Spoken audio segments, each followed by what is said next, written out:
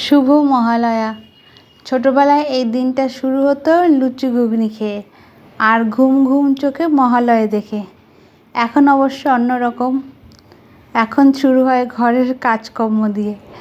তো এই গাছটা আমাকে মা দিয়েছে, তাই এটা একটু বেশি স্পেশাল।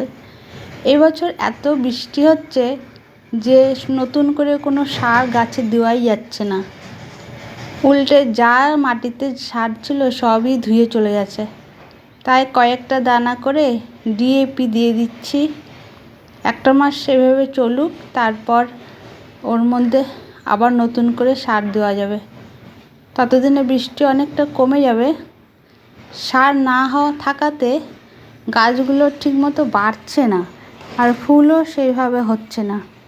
ডিএপিগুলো দেওয়ার পরে ভালো করে মাটি দিয়ে ঢেকে দিচ্ছি, তাতে মাটিতে ভালোভাবে মিশে যাবে।